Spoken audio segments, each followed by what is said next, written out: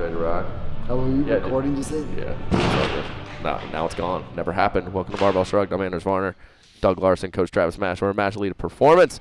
Louisville. We're just going to call it Winston. No, we're going to call it Louisville. Yeah. This tiny little home. It's time. We're making it famous. Putting Louisville on the map. Right. Dude, there's a guy right here, our boy, Barbell Stories. The camera. Will, what's your last name? Bro. Bro. Bro. Oh, fuck. You were born Bro. to be in the gym. B-R-O-U-G-H. You are a true bro. E-A-U-L-T. Bro That is spelled awesome. cool. It's bro spelled cool. Dude, that's like having a last name where you're like a really strong, potentially strongest man in the world, and your last name's Mash. Sometimes What do you do? lucky, I'm just mashing barbells today. It's Like, like- yes, like- you are. It's like that kickboxing coach I used to have in Ireland. His name was Mike Fury. Yeah. Fury is a great last name for a kickboxer. Yeah. Or a fighter in general. Fury. Yeah. The first when Is that your real name, man? the very first regionals that I went to, the MC was like, Anders Varner. And I was like, he did it. I feel so much stronger. I'm going to at least finish in the top 20. Is that a Swedish name? Like, because in Sweden they all Scandinavian, like, yeah. I mean, I was named after a Anders. hockey player, that Anders Hedberg, Anders Keller. Oh. But they were all from Norway, Sweden, something like that. Iceland. But every time they took the ice, my dad was like, yes, that's the one. Yo, dude. Is One of Iceland my Scandinavian? Scandinavia. I don't think it Iceland technically is. is it? I think don't know. so. No, Denmark, Norway, Sweden, and Norway. Sweden, Norway. And Finland. And Finland, and yeah. Finland. We should have gone to Finland. I know. It's Finland would be awesome. dope. Dude, Yo, Oh. one of my favorite parts about being here is the fucking dope anatomy Yeah. art on the wall. My wife. Yeah. It's so cool. Yeah. wait, Drew did those? Drew did did it. those by hand. Oh, no Yeah. way. Yes. That's She did. rad. It was originally in one, like in another gym. It was on one wall, so it made a lot. We had to do all this craziness to make it fit here, but yes, it was one banner. That's super rad. Yeah. Yeah. Your wife's like a real artist. She's the She real is. deal. She knows what's up. Yeah. Dude, I want to start the show because we've all been in this game. How long you been lifting weights? 33 years? 34 years? Since I was 11, 35. 35 years. Exactly. Doug, you started lifting when you were 13, 14? Yeah, I started doing like barbell stuff when I was 14. Yeah, I started when I was 13. Did gymnastics so before that. combined, if you were to take all the strength on this podcast right now, That's a lot of years. life under the barbell, you got 35 plus 23 plus 23. That's a lot. I can't even do the math. What is 35 that? and 46. Smart people. Yeah, it's 81. 81 years of lifting weights on this specific podcast. And the guy holding the camera right now, when did you pick up the camera? High school? You're 5 years into it. 8 years into it. And you're just becoming a professional videographer. Yeah. I mean, like full time. You just now have committed full time. Yeah.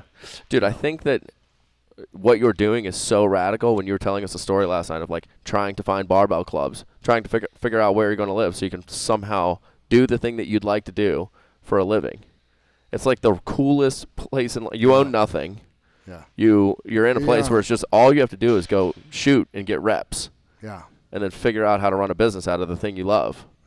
Yeah. You do it well. That's the key. I think Yeah. is what Gary Vee would tell you. How long did I it talk take? about him way too much. Yeah. But Well, how long did it take before you really felt like you had a foothold in the strength industry where you're like, I actually feel like I can do this for the rest of my life? I mean, I would say the minute I went to Colorado Springs, and I started running a health club while I was getting coached by Wes Barnett. I knew I was good at the industry. Yeah. I had a natural knack for like helping people get in shape. And, Yeah. convincing them to they need to be in shape. Did you ever think it was going to be an actual gym that you owned or a weightlifting team that you I owned? hoped. I didn't know. I didn't know I'd ever. I just assumed I would own a gym. Like it was a world gym, so it was still my favorite gym to date because it was like had all the awesome equipment. But then there was a section for weightlifting, section for powerlifting. There was a rock climbing wall. It was just awesome. Yeah. So I assumed it would be something like that, because there wasn't CrossFit then, and so it didn't even dawn on me that you could own like a box type gym and like make a living. So I just assumed I would do that. I never thought you could because every time I went to a gym in 24 Hour Fitness or World or whatever it was, I would see the personal trainers and what they were doing, and I was just like, there's no way that I could actually teach that. Like that personal trainer game, there was nothing that inspired me to want to be one of those people until the CrossFit coach showed up, and I was like, oh. That looks fun. Oh, we get to make this thing awesome. Right. And people are actually going to work hard. This is so cool. Right. now there's like an actual way. There's a path Yeah. that we can follow to And make do it this. fun. Yeah. Yeah. I liked athletic performance early on. I knew I wanted to work with athletes. I assumed it would be within a gym like that, though. But so that was really my first thing. You know, when I first started my own business, it was working with just like football, basketball. And I still, Yeah. I'm 50-50. Like, I love weightlifting, but I love coaching my athletes too. Like, Yeah. you know, yesterday, Mason, one of my throwers, signed his national letter of intent. Mhm. There's something awesome always about watching that happen, about seeing a kid, you know, committed his life and, you know, did the extra things needed done and actually made it to where he wanted to go. So letter of intent to go to college. yeah, to play. He's going to throw at Wake Forest. He's one of the best throwers in the country. Mhm. He's an unbelievable athlete. He could pretty much do whatever he wants. He could be a great weightlifter. He could be a great football player. But He'd definitely be a great power lifter. Oh, He's yeah. a big, fucking strong boy. You see him move. Walking in yesterday, I was like, "Oh, you're an athlete for sure. Yeah. You're too He big." Can, he can You snatch move with well. intent. Yeah. So he's that guy. They can do whatever, but that was good. It's good to watch the dudes like, you know, and you have a guy in the NFL. It's just something feels good to be a part of something like that. Yeah. Yo, Travis, have you ever done 20 rep back squats? Have I? Yeah, Yeah. of course. Like, have you Yes. done like a consistent training program Yes. for 20 rep back squats? Yeah, Chris and I a long time ago set out to do, you know, a 20 rep at 500 pounds, which I did. Ooh. We both did that, and it was. You did it? You did Yeah. do 20 reps at 500 yeah, pounds? yes, Jesus. it was the most. Too bad there wasn't cameras around then. I know. And we didn't think that, like, you know, back then it was so different than now. Like, then you did it because you're trying to get somewhere. Now you do it sometimes because you want people to see you do it. But, like, so it's a totally different mindset. But back then I was just. That's like half of life right now is just doing things so you can Yeah. post it on the internet. Actually, that brings me to another question, though. How have you managed that in here? Because there's cameras out all over the place in here. Mhm. But in the West Side doc, like, Louis seems to be very, very angry about the state of strength conditioning. You just have to Right. roll with it. Yeah, you can either fight it and become like him, you know, and no one is more of a proponent of Westside Barbell than me. Like, Yeah. I've written a book, Conjugate, where I'm talking about, you know, weightlifting as it relates to, you know, Westside Barbell principles. But this is a rough thing to say, but as of right now, unless things change, they're going to become obsolete because they refuse to, you know, say, here's what society says. So if you want to go and battle the top 100 people, go right ahead, but you can't say you're a world champion. If you're a world champion, you go wherever the strongest people are and wherever the attention is. Yeah. And that's just life, man. You can fight it all you want. But that's true. If you want to be the best football player, go to the NFL. See if you are, you know? Yeah. You can't go to some other league and say, I'm the best football player. No, you're not. Yeah. You got to go to the NFL against the best people. So, Wait, back up. So how did the obsolete comment come in? because he's, you know, the equipment. It's like that's a thing of the past. Man, there's going to be a lot of people mad. And I love, you know, it's cool the WPO is back, but it's not back. It's just, you know, when I was doing the WPO. They're fully equipped, right? They got fully everything. equipped, and there's no rules. It's like as equipped as you want to be.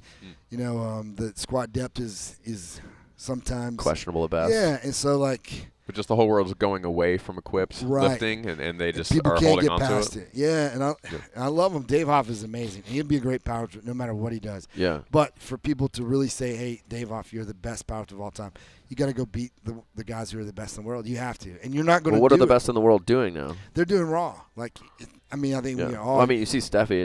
Steffi's raw and does, yeah. And she goes at it. You know, they Yeah. go to that big meet in California. You know, the USPA meet, and that's it. To That's play where it's devil's at. advocate, like, what's wrong with just being the best in the world at the one thing you choose? He's just choosing By- to do equipped. By all means, you can. But if you want people to acknowledge you as the best in the world, as the best powerlifter in the world, you got to go where the best powerlifters are. What do you yeah, think? Yeah. You can. You can, by all means, you can call yourself whatever you want. But if you want, people to respect you as the best powerlifter, you got to beat the best powerlifters, right? Dude, when you say Dave Hoff has put up a 3,000 plus total 3,100 times, now, which is amazing. yeah, it's incredible. Yeah. What's stopping him outside of like some minor form and technique differences of walking in, just taking the suit off and squat and putting up like a 2,800? I don't think which- anything, but like you got to do it. Yeah, but I guess I don't understand why the mental battle of like staying in your lane so hard when he Yeah. could just walk in and be like, yeah, here's my easy 2,800. Well, I don't think it's and- going to be. See, that's the problem. I don't think it's going to be an easy 2,800. I think it's going to be some time, and like I think the year one, he may or may not be the top guy, and that's gonna be hard for him. You know, that's a hard thing. If you consider yourself like the world champion, the best of the best, and you go in there, you know good and well that you're not going to be. There's going to be some people who give you a heck of a run. Yeah. Right. So. One thing I'm actually, and sitting across from Morgan last night, he made a comment about this. People, and I guess coaching your athletes through the side of it of like, someone might not be as good of a lifter as Morgan, but they're better on social media. Yeah. It's a rough one. Like, that has to – he's fucking 16 years old. That can't be an easy pill to swallow where he's like, I'm better than that guy. Like, what is it? Yeah. Like, do you have to manage that stuff as a coach? And, like, it can't be easy. No, it's not easy for even the coach, you know. You see there's a gym down south, we'll say, that is not good at all. But like they're doing really, really good job of some video stuff, and like their videos are nice. They got no good lifters. This coach has not produced not produced one Team USA athlete, but they're getting super popular because they're really good at production. And so I think there's two ways to go about it. You can either go about things and say, I'm going to be popular over time because my athletes are destroying everybody in the world. Yeah. That's one. Or two, I'm going to be popular because I put on the best production in the world.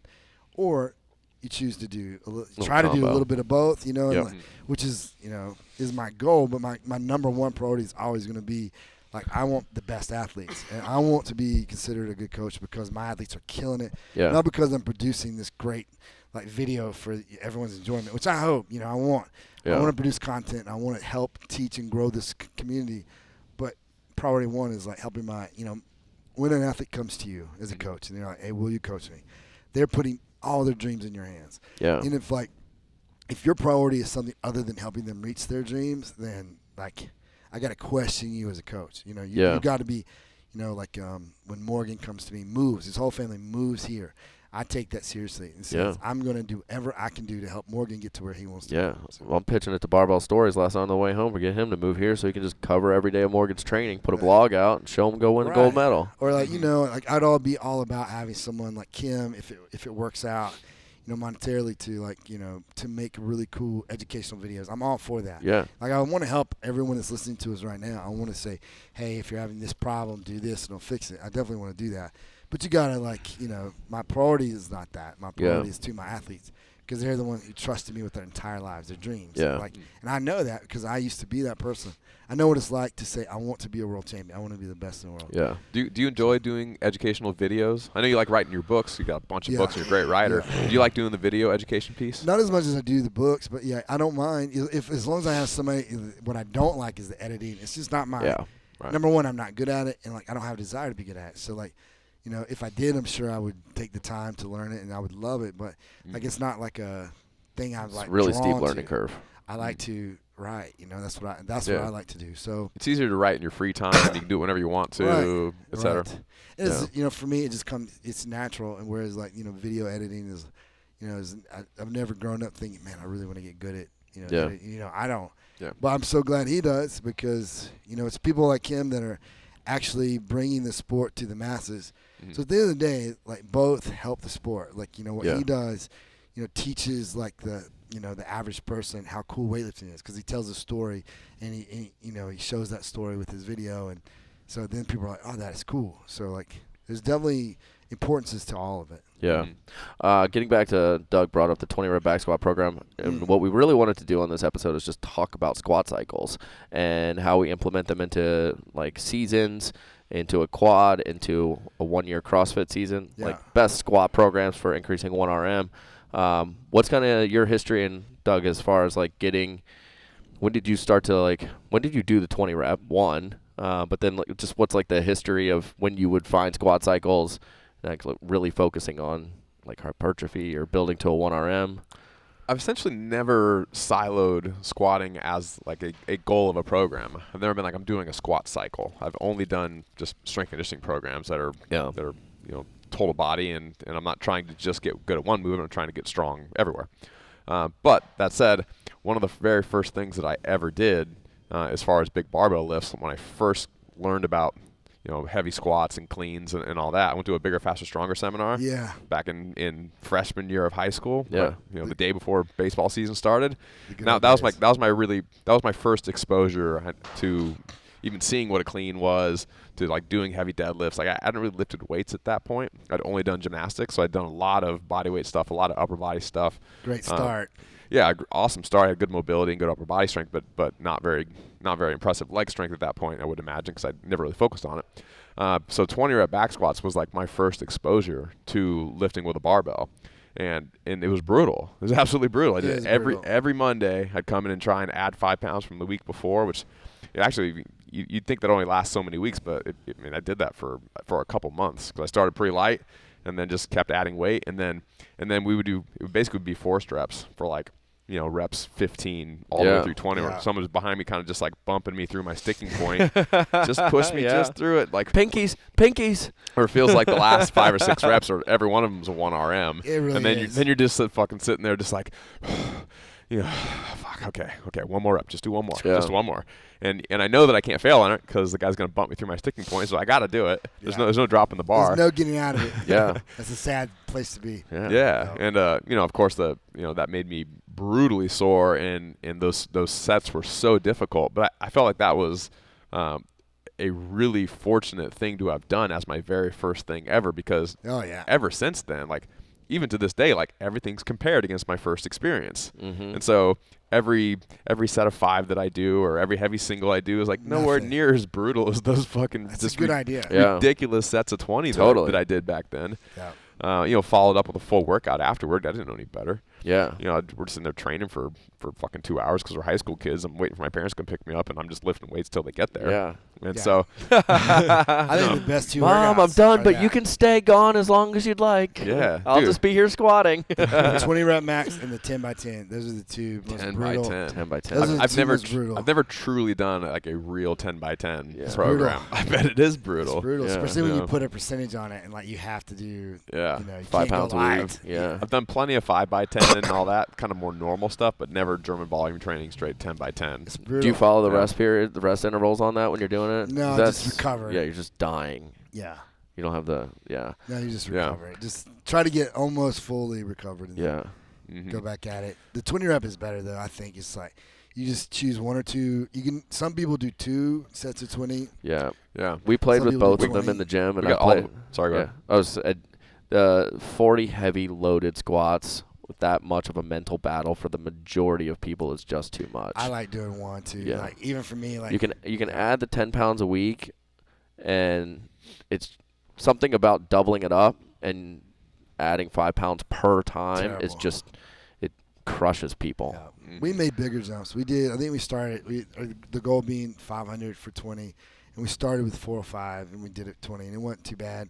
Then we went 425, 450, 475. Oh yeah, 500. So it was only a month or so. And that's gnarly. 500. that day was a long day. How scared I was, knowing okay, today's that's the the day. thing about the 20 rep. Nervous all day. Yeah. We talk about it all the time. You're like, man, I gotta do that tonight. God, that's gonna And suck. if I missed it, I was gonna do it. I was gonna have to repeat it the next. I was going to do that. Mm-hmm. So it was either do it the first week or the next week. Dude, I put 315 on, which is my lifetime best for 20, like 2 months ago, just to see what I could do. And I hit 15, and I had a moment where it was like standing there with 15, where everything went numb, legs can't feel them, but you could. And I was like, I could get there, but I'm gonna put this in the rack now. I would love to know I could do 500 for 15. That'd be awesome. So that's pretty cool. Maybe I'll do it this afternoon. I'd love to know I could do 500 for 15. What a great feeling. Oh, one. No chance. I actually, so when I every year I did the 20 rep, 12 weeks of it, but it was always leading up to the open. That was like the litmus test for, are you ready to go through the pain of CrossFit? The pain cave. Can you get through a full 12-week cycle of the 20 rep program? You did that leading up to 5 years in a row. I mean, I did it probably every other year leading up to actually structuring out a year, and then I did it every year leading up to the open with like a month of like just getting back into backing the reps down, getting after like, which essentially is like a massive hypertrophy phase for squatting. But yeah, I did it every single year, and we put our teams through it every single year going into the open. It was like okay, we got really big and strong, and we all PR'd every single lift over the last 6 months from last games.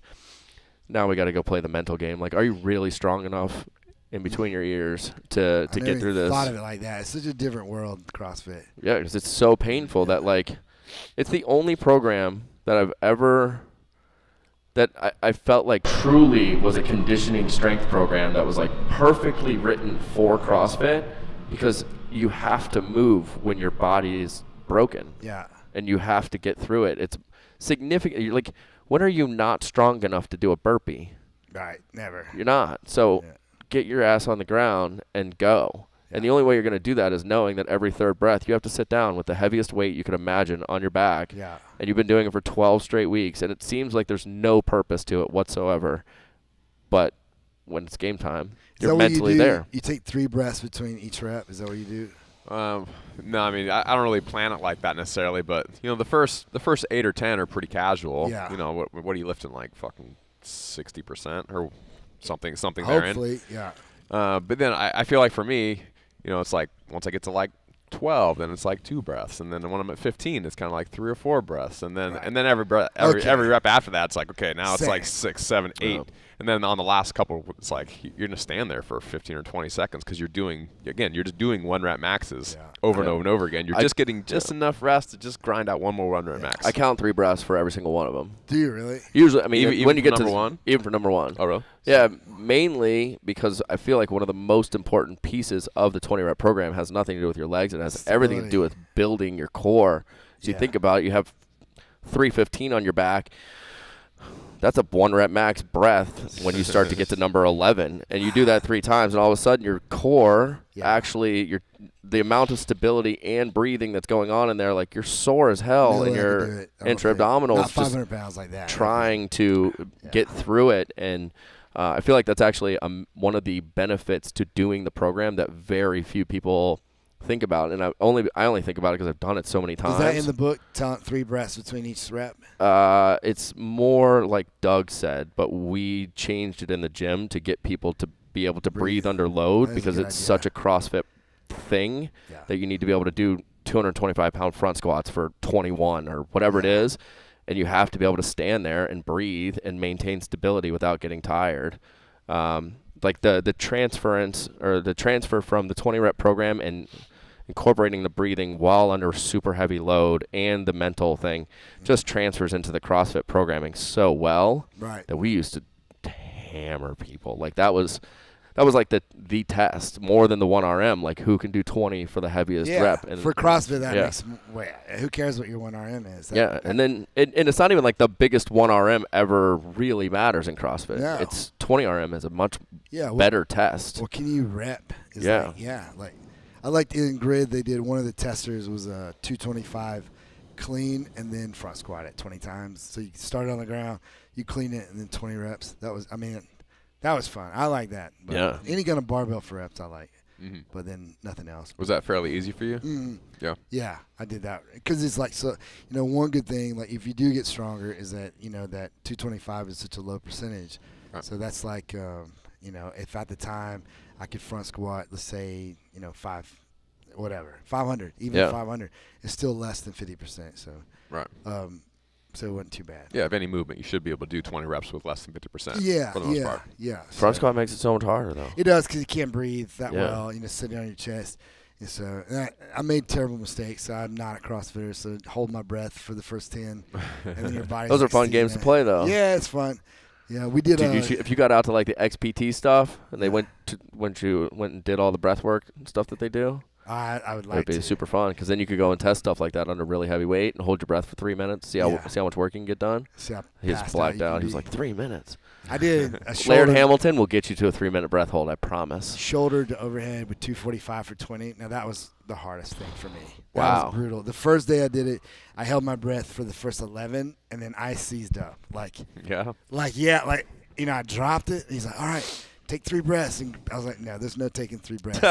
Like, I was locked up. But then the next week, he taught me the rhythm of the breathing, and it wasn't easy, but I did it 20. But the first day, it was like, no chance. That sounds so much harder than 225 or 20 front squats. Yeah. So much harder. That was like, I knew it was going to be hard, just because, not being a CrossFitter, knowing how to like cycle an overhead. Yeah.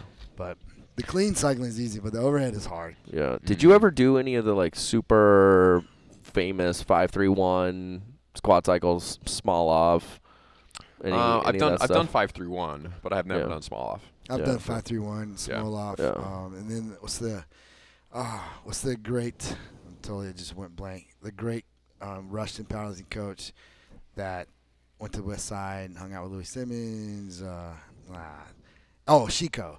Boris Shiko. So I did some of his programming, which is more all of the lifts, but but all of it's pretty good. I think at the end of the day, like small off will trump 5-3-1 because of frequency. I think the small off one, though, squatting specifically. You mean? Yeah. The small. I've never.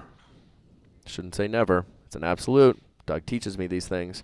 I very rarely see normal human beings get through the small off program without needing a lot of attention from a specialist on their knees at the end. It's pretty brutal. It is brutal. Yeah. That's one reason I really like the 20 rep program is you don't get into like the super high weights. Right. You're somewhere in 60-80%, which is relatively manageable, and it doesn't put like a ton of pressure on your joints. It's really like a core and legs test, and then your brain to get through it. Much better for general fitness or for CrossFit. Like, yeah. I don't know why CrossFitter. You see that all the time. That you go to a CrossFit gym and I'm running the small off. I'm like, why are you running? Why? That is for a powerlifter or a weightlifter who has like a weak spot of a squat. Like, and it's for someone who's used to lots and lots of that movement. It's not for a CrossFitter. Yeah, with her, she's a 48-year-old ex-distance runner. She doesn't need to do small off. Ever. Ever. There's a lot of things they don't need to do, but definitely not small off. Like, it was hard for me. And that's what I do. But always trying to find that balance between like what people really need and what they think is super cool and they're like excited to do. It's like you kind of want to give people what they want to do. I'm not thinking that 48-year-old mom in that example was asking to do small off, but like Travis, I was reading this thing on the internet. Do you know this small off guy? I do. I think is he Eastern Bloc? Is he Russian? Yeah. Don't do it. Don't do that. But do you think this was written for me? I think any program where it's high frequency, high intensity is going to produce a higher 1RM. But then you got to think about the benefits of squatting. There's so many different benefits, like you said, like the core. Strengthening, especially like for like football players. You're talking about strengthening, the spinal erectors.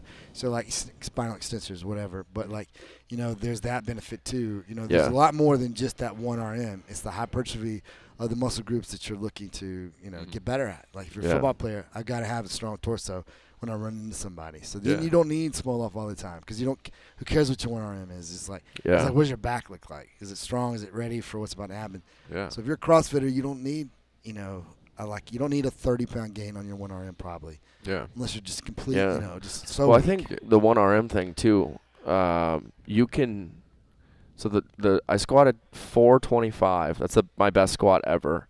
And that single one rep in the grand scheme of everything had very little to do with actual strength. It was purely ego.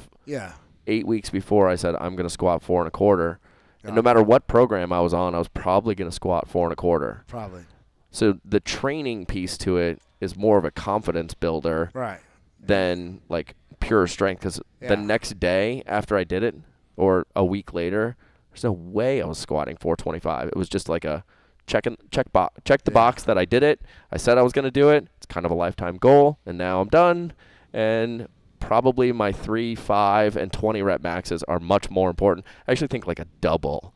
If you were to like put your dollar in the chalk bucket and say we're going to battle today, I think a double is probably like the best test of pure strength. It would definitely give you better odds with me than doing a single. Like, double is a totally different ballgame for a powerlifter or a weightlifter. And they're not that much different on the numbers.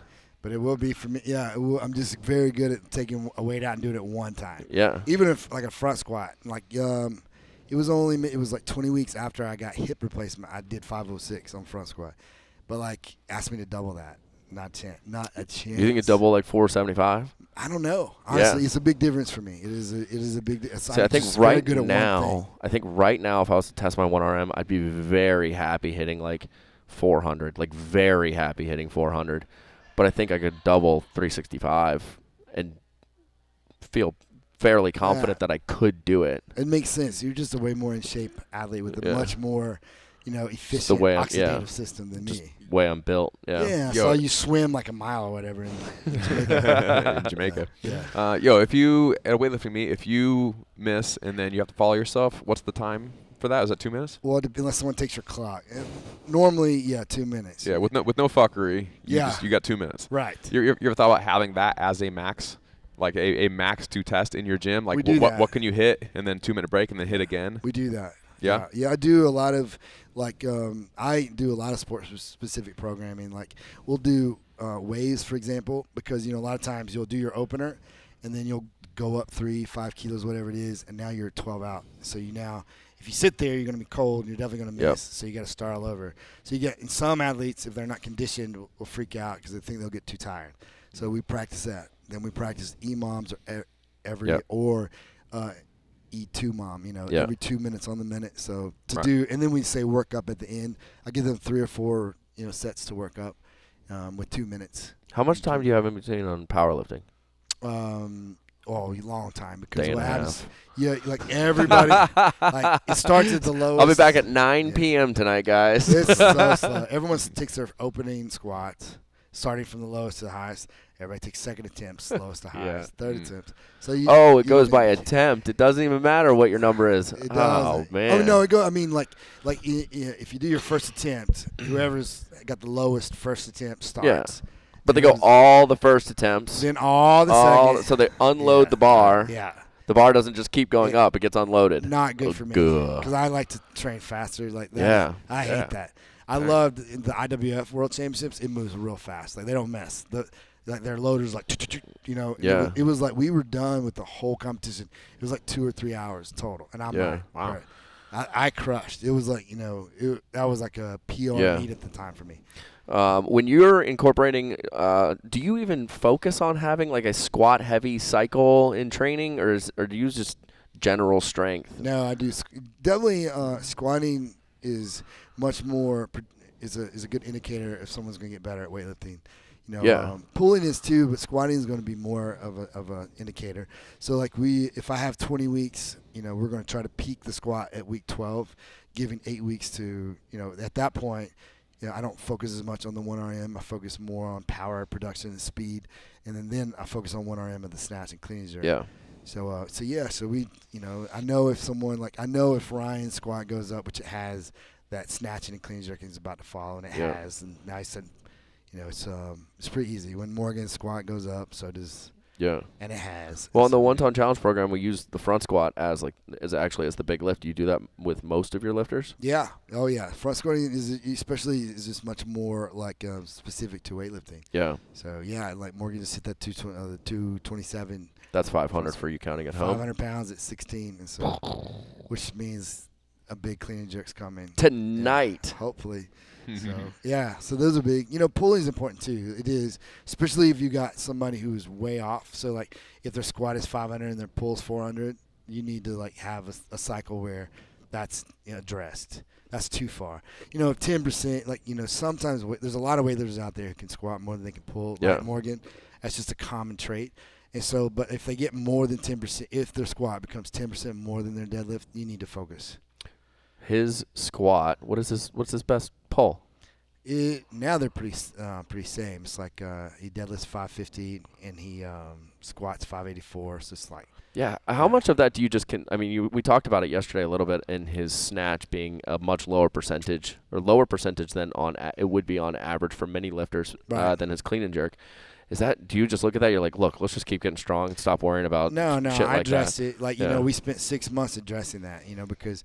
Which now he's setting these PRs in the snatch. And now his his clean jerk is kind of like, still going, but it's like a kilo at a time. But now he's having these big 5 kilo jumps on snatching. So yeah, we went way backwards because I don't want to be that coach who just says, I got this freak athlete, he's gonna be awesome no matter what I do, so I'm just gonna go forwards. Yeah. I want him to, because number one, better form, better technique is going to be safer in the long run. Yeah. I think a couple of the mistakes that some of these other coaches have made or some of these other athletes have made that were really good, that were better, faster, younger, is that they didn't pay attention to the technique. So we went way backwards. I listened to Gatone and Piros Dimas. You got to put a lot of coaches don't do this, but they, you need to put your pride aside. Listen to 3-time gold medalist. He knows. Yeah, he's not. Yeah. You don't become a 3-time. He's got gold medals. I feel like it'd be easy to put wisdom. your pride aside. Yeah. Like, this guy obviously is better than anyone you've ever met. Let this quote me on this. The biggest problem at this point with American weightlifting is prideful coaching, and that's a fact. Like, it's coaches who it's so important to them that you guys in the world thinks that they're the best coach.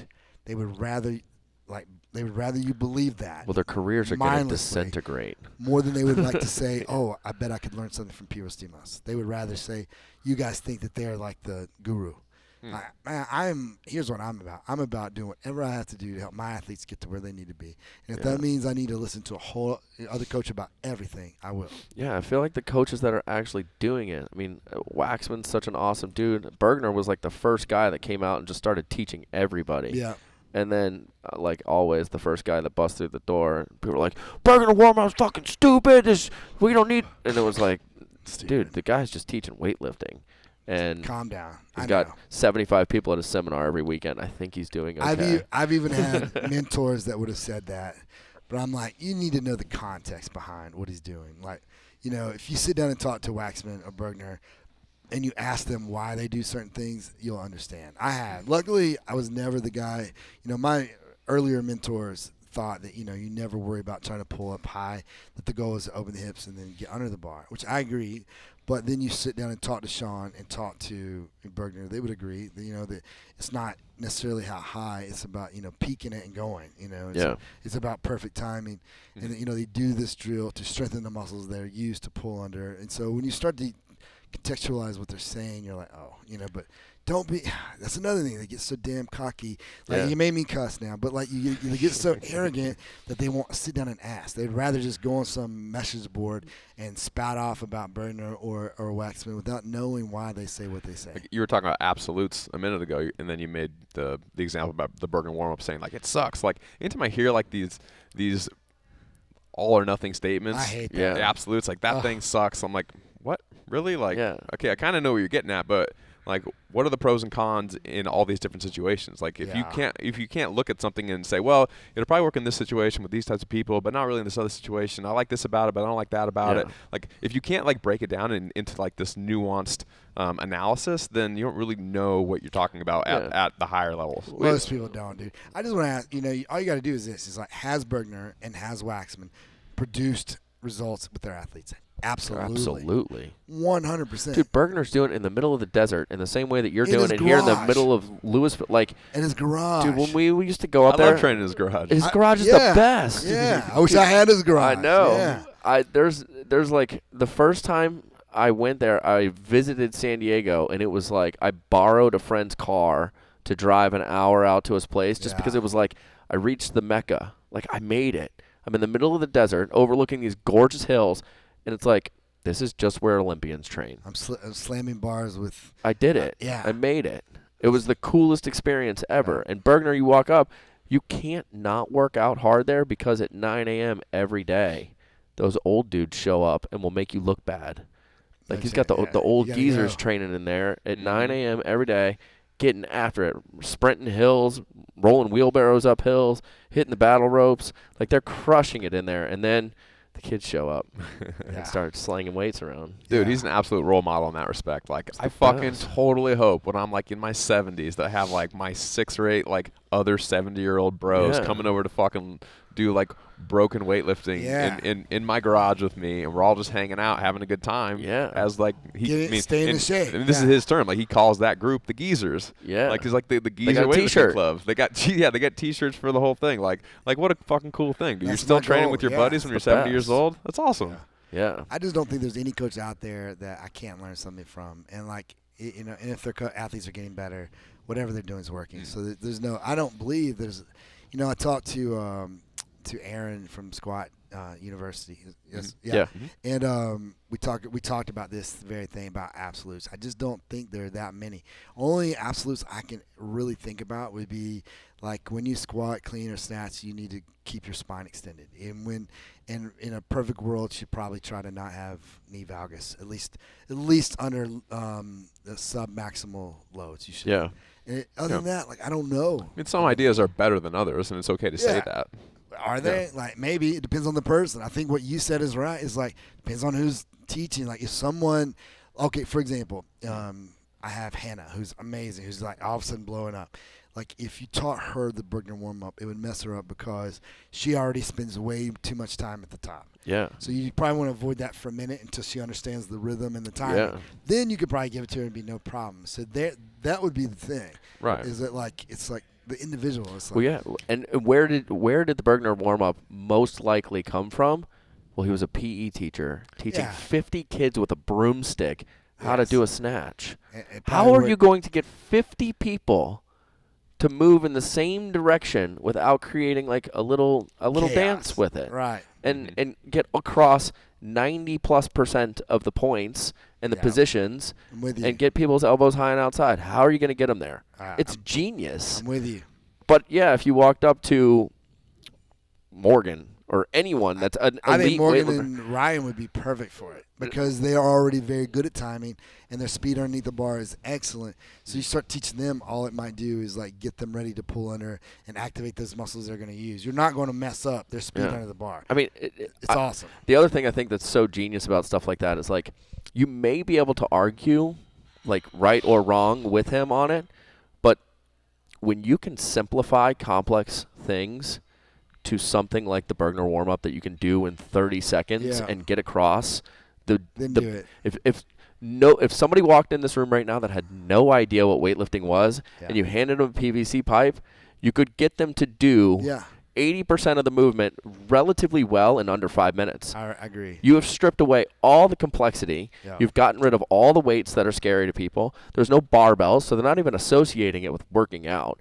It's genius. I agree. It's just the fact that I think the smartest people in the world strip away all the crap. It's we have this great idea and then let's simplify this thing down. Yeah. And then let's simplify that idea. And then let's simplify that idea. And what it turns into is dip, drive, elbows high and outside. Okay, well, what is that position? That's just an archetype, something we're looking for so that you can get your elbows around or you can push up on the bar. I'm with you. And it's really simple.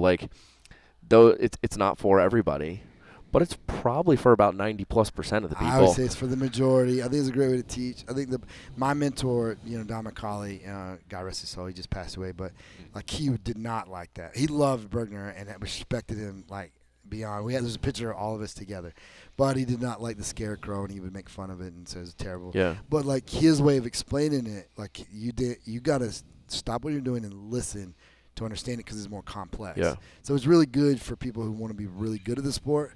But if you're teaching masses or CrossFit, it'd be impossible to implement in a class setting with a bunch of people who may or may not love the sport.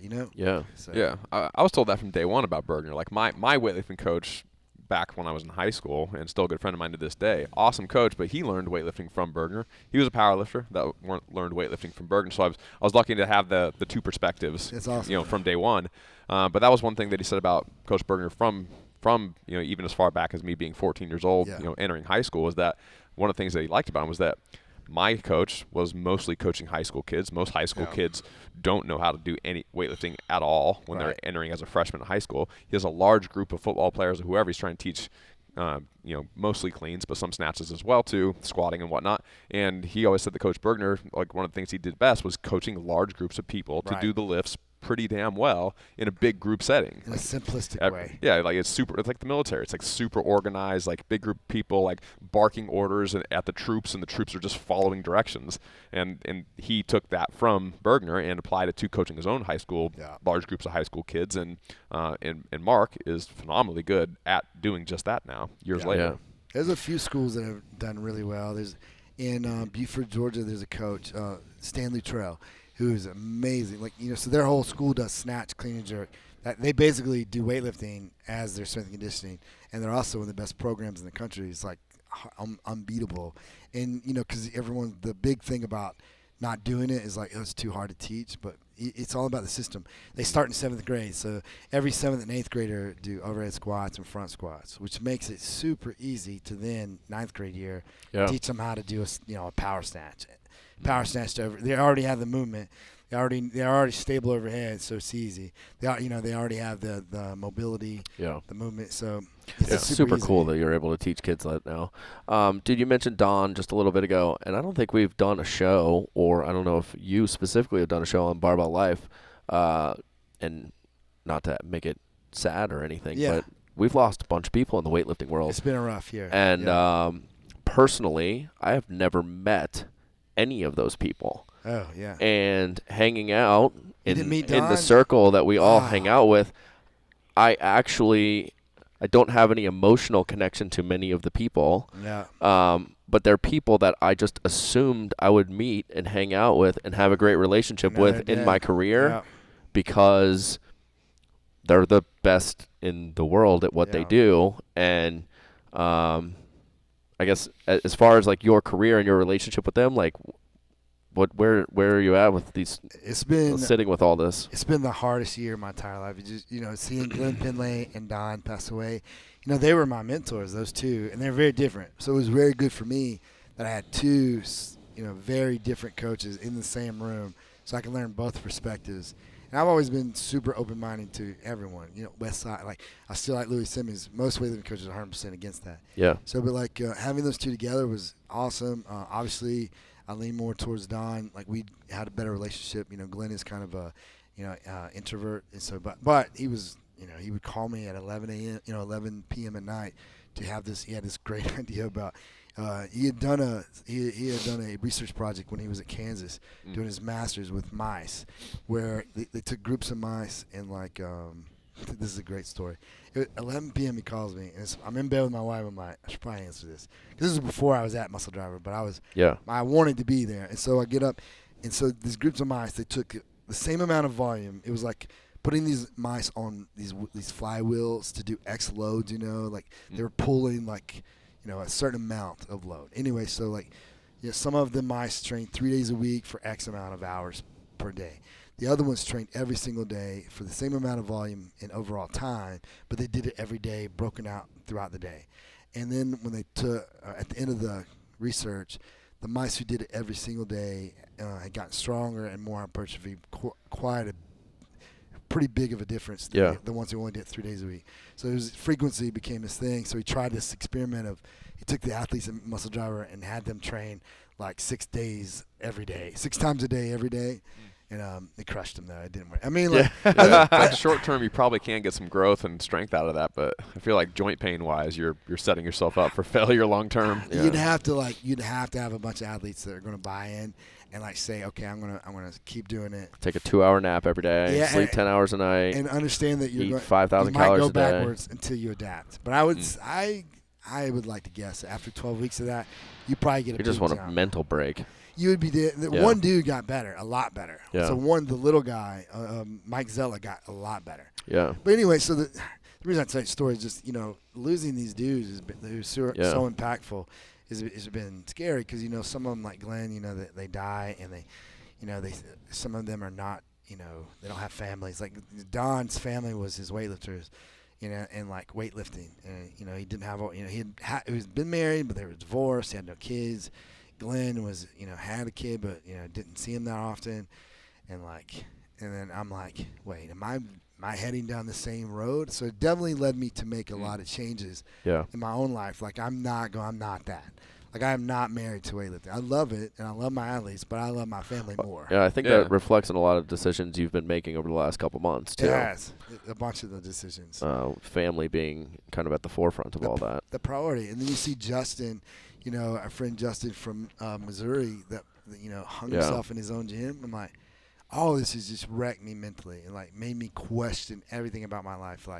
What's important to me? Is the gym so important that if things don't go well, then I'm going to hang myself? If that's the case, then I need to stop now and go do something else. So it just definitely made me question everything. It made me make decisions. Instead of saying, it definitely made me stop putting things off. There's certain things I want to do in my life. Like there's a cool announcement soon, any minute that I'm about to make. But, like it made me decide, let's do this now. Let's don't wait anymore. And like, let's don't wait till next year to spend more time with my kids. Yeah. So. Yeah, what are some of your bucket list items right now? You don't have to announce the thing you just said, but just other big things you want to accomplish. Well, I mean, I want to get my PhD. The announcement will be whether or not I'm going to do that. I'll just say that. But so the PhD would be one. Another one would be to set a legacy, another legacy for weightlifting, to produce another university program, but a very successful one. So that will be two. I want to make sure all my kids, when I'm gone, will have a place to go to school for free or almost free, and that way, when I'm done with weightlifting, I will leave that legacy forever. I'll be like, I'll start this program, and then even if I want to do something else, I still did plenty for this sport, and I can move on. And so that'll be another thing. Eventually, making more time to be with my family, to the things I love. I love weightlifting, and I love coaching, but. I love my family more, and I love to write, and I feel like I affect more people through writing and videos and other things I do than just coaching. And so you get to, when I coach, I get to affect maybe 8 people that are in the room, right? And so, but when I write or video or podcast, it's thousands, and so I want to do more, and it's less time. It's less time every single day, and so I can be with I can still help people. I can still help people reach their dreams, and I can be with my family. Yeah. So that's. Did you ever think that academia was a part of your future? Yeah, I knew. Yeah, I liked it. Even though I know people, I come across as this super meathead, but I really like to read and learn, and I like to write my books probably more because of the research that goes into it. That's more. It's just as much fun.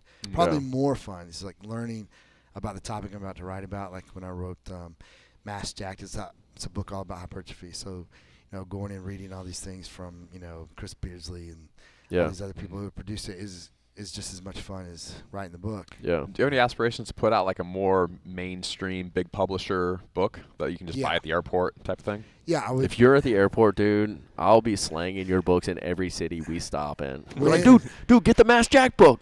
Get the Mass Jack book. Get out of the fiction section. This is real life. There's 2 books. I would like to write like a book about, to kind of lay out what I've done, and like, to kind of like, here are the things I messed up on, do this. But then I'd also like to write just a novel. And so it has nothing to do, may or may not have anything to do with weightlifting. Yeah. But a novel that, I want to write a novel that I don't care if you read it or not.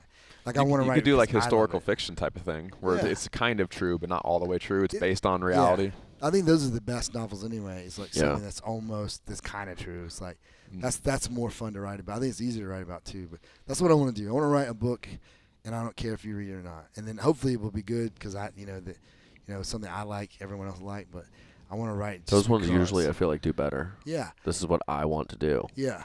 I want to write something I would want to read. Do what I want. Yeah. That's right. So that would be. How do you not sell those shirts still? I don't know why I don't. Like, you're crazy. Can't do everything. That's like one of my favorite shirts. I know. One of the many shirts that I used to have that was my favorite shirt that I have no fucking idea where it is. Where did my shirts go? I got left in a hotel in Amsterdam. Every time he would be on a video or a picture with the shirt on, and I'd always sell like a ton. I should have sent him some, like, bro, keep wearing that shirt. You got an affiliate fee? Yeah. I got it in hot pink, green, black, all of them. Well, I remember we did a podcast in Miami. And it was like, that was a podcast that changed everything. We did, and like they gave me scotch, and so I just kind of opened up. Oh, there we go. And get this coffee out of his hand. That's the trick. That was the trick. There's no coffee in here. This is all scotch. I was on the beach, and they dropped the show, and then my phone, because I have it, it comes to my email, it tells me when people buy stuff, and it just was like, and I'm like, okay, I'm changing my life right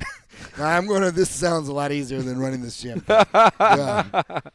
that was a life-changing moment. Yeah. Dude, that's the sweet spot right there. If you can run a gym, and you got all your friends there, all your buddies around all the time, and then you're making like a little extra money online to just supplement you hanging out with your bros all day, that's a sweet spot. Yeah, or like if you have a situation where your gym doesn't cost you any money, but you make your money online. That's beautiful. Like, so you don't really care. Like, you're not like worried when you walk in your gym. Oh God, why is there nobody in here? I don't care. Don't come. It's paying the bills. I'm happy. Yeah. So, but I'm making a living online. So it's like perfect.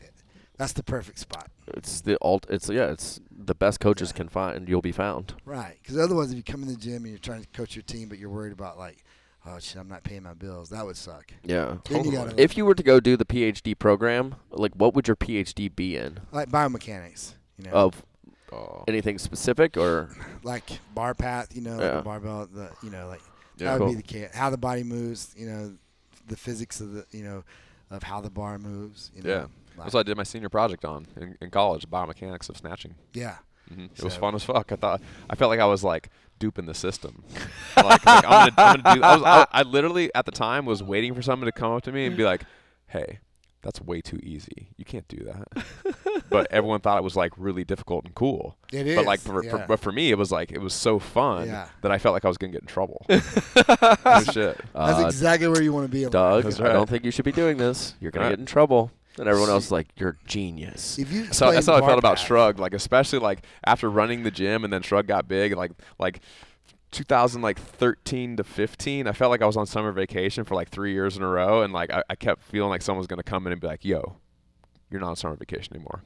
Back in class. Get back in line. Back to your job. Get back in line." Yeah, that's exactly what this whole. That's how you know if you're doing it right. Yeah, totally. But if you explain the biomechanics of like a snatch to the normal person, it's gonna blow their brains. If you talk about the center of mass and like what happens if your butt comes up first and the bar moves forward. If you explain that to the normal person, they're gonna be like, "What are you talking about?" I actually am running a seminar this weekend, and it's gonna be very interesting to ask you this question: how do you get? I shouldn't say how do you do. I have my approach, but the group of people that I'm going to be teaching, just because we have numbers that we can. Right. Talk about training age on the 1 ton challenge. It's like an intro seminar to the 1 ton challenge. And the average lift in there is probably, or the average lifter is probably between a 900 and a 1200, which is probably roughly a 2-year training, but not like they haven't really done like a strength training program. Right. Like not like lift, skill, conditioning, go home. You put 80% into all of it and got good results, but you're not really on a strength program. Right. Where would you start a lot of those, start your seminar? Snatch, clean, and jerk. If I, on like how would I teach those people? Yeah. Well, first off, you're going to, I would see, should they be doing it? So I'm going to I would start with like assessing them. Like I would have them do an air squat. And then I would start talking about regressions because I guaranteed in that class there's going to be several people who should not be doing it. Yeah. And you just got to be straight with it. I cannot lie just to make money. So I will not say, yeah, it's cool what you're doing. cannot and won't do that. Yeah. So like there's going to be a group of that, but bro, like you could, but it's going to take you some time. Here's what you should do. So it's a great place to start. Yeah. Move from there to an overhead squat. Then at that point you say, okay, perfect. You guys are capable of this. Then I would move forward. But that's where I would start is like most people should not be doing it. I actually feel like I'm going to start with learning how to breathe and bracing their spine. I think that's a very basic, great place to, Because I think they're coming in thinking we're going to lift a lot of weights, and I just want to change the conversation right away of like, here's actually how we can get all 6 lifts better. Because I only got like 3 hours. Yeah. For 6 lifts, it's not possible. So teaching starting with a piece that is going to make everything else better if you can learn how to do it. Of stabilizing your spine, bracing, breathing into your belly. And then teaching life better. Teaching balance, I think, is the next piece. Like I feel like you get people's attention very well when you can do that, like standing on one leg and then make them close their eyes and they like feel the balance, freak out in their body, and you're like, okay, well, we need to work on balance. Right. Before we start throwing things over our head, like we should be able to feel the floor. So there you go. So you're starting somewhere way before. Going to the barbell. Yeah. So I agree. You should start way before. Most of these people can't brace, can't breathe, can't move, can't squat, can't overhead squat, but they're wanting to learn how to snatch. But bro, you need basics. I'm actually super excited about it because I haven't run a seminar in a long time, and anytime I ran a seminar before that, it was 2 relatively strong athletes that were very interested in going to compete at regionals or compete locally or something along those lines. So. And it's not like all of them are weak. There's a very different approach to I'm doing a CrossFit class, and now I'm on a real strength program. which I'm so stoked to see them all be a part of a Real Strength program. That'll help them way more than a CrossFit program. I mean, nothing against CrossFit. It's just like most basic people just need to learn how to move, and like, you know, getting very basic with you know, snatching, cleaning, or even the squatting, benching, deadlifting would be a better place to start. Just how do you move, you know, basic functional movement patterns. So. In running a CrossFit gym for a very long time, the event is usually the Metcon at the end of the day. Right. That's what people get stoked for. So you put in a 5RM back squat. No one's really testing the back squat because they know that the event and the thing that they're going to put on the board with the time on the board is going to be the Metcon. Right. So they're like, yeah, that was like a heavy 5. When it should be build to a heavy 5 for today. Then we're going to do some split squats. Then we're going to do some RDLs. Yeah. Then we're going to finish with a airdyne on the bike, and then you get to go home. Yes. So much more healthy than the Metcon. Yeah. So getting them on a Real Strength program, I'm so stoked because they're either going to hate it or they're going to love it. Yeah. They might hate it. Yeah. But just the fact that we can get them on like a really structured actual program is going to be really dope. Right. So, dude, where can they find you? Mashelite.com. You can get Instagram, Mashelite Performance. TikTok? On TikTok. Soon, Did you get on TikTok. yet? Yeah, I'm on. I'm just waiting. I wonder how long the TikTok joke will last until we're just like, what's your TikTok? And nobody are you laughs. doing... Do you guys think TikTok will take off? I think it's kind of taking off right now. Yeah, there's millions of users right now that are just... They just started tracking me on the fitness side of it, and there's a massive opportunity on the fitness side because there's not many people doing what we do on fitness. Perfect. All right. On TikTok right now. But it's also like it's a strange platform of... Teaching is going to take you out of your comfort zone because it's not like Instagram where you can teach over a minute and really talk about a specific thing, or you have like a long caption where you can talk about that specific thing. It's a very short caption, and the creativity of like a 15 or 60 second video has to be in line with their platform, where Instagram I think is like really just like a It's very open of how it is, especially with the IGTV and everything. Yeah, so you can put YouTube and the IGTV are direct competitors. Cause you don't really want to go past 10 minutes on most YouTube videos. But I actually really like IGTV. I use that more than I do the regular thing now. Yeah, it does way better. Yeah. And I think the long tail of that is probably a much better. I noticed that those videos last longer than regular posts. Yeah. Oh, yeah. Wait, sorry, which ones? The IGTV stuff. As far as like getting attention, is that what you're saying? Yeah, I think that over call it a month, Instagram pushes IGTV to people because it's their new thing, right? And they want to grow it. So if you're doing the long form videos, because they're trying to take stuff away from YouTube, and that's their long term goal. Yeah, I think that they just prioritize that stuff in the search functions more. But what do I know? It's an algorithm. It'll change tomorrow, and who cares? But TikTok for now. TikTok's going to be, I don't know. I think that there's like, dude, you have to think like a 15-year-old though, like that's making music videos. Like that's going to be the challenging part of like how do you take weightlifting and make it cool while you're, dude, as always, just go find Corey Gregory on there. He's crushing it. He's doing cool stuff. On TikTok, I can see that. Of course he is. Just because he's out there. And he's funny like that. That's perfect for him. He's great at that stuff. Yeah. So. Of course. Doug Larson, where can they find you on TikTok? Find me on TikTok, Doug_Larson, and then on Instagram at Douglas E. Larson. We got to get those lined up. I tried. Someone took it. We'll buy that TikTok. I just wanted Doug Larson. Yeah. Some other Doug Larson already took it. Yeah. Probably some motivational speaker somewhere. Mm-hmm. He's the guy with all the quotes online that get attributed to me that I don't tell people they are not mine. I'd take credit though. Yeah, I said that. Yep. Was it cool? Yeah, I said totally. It was me. It wasn't? Not me. I get tagged on those quotes all the time. They're like in my DMs, and I just send people thumbs ups. Yeah. So. That's me. Thank you. I appreciate it. I'm Anders Varner at Anders Varner. We're the Shrug Collective at Shrug Collective. OneTonChallenge.com/stronger, making strong people stronger. 6 lifts, snatch, clean, jerk, squat, deadlift, and bench. The goal is 2,000 pounds for men, 1,200 for you ladies. You can download the free 97-page ebook at OneTonChallenge.com/stronger. Our goal, make strong people stronger. We'll see you guys next week. I just know I'd mess that up.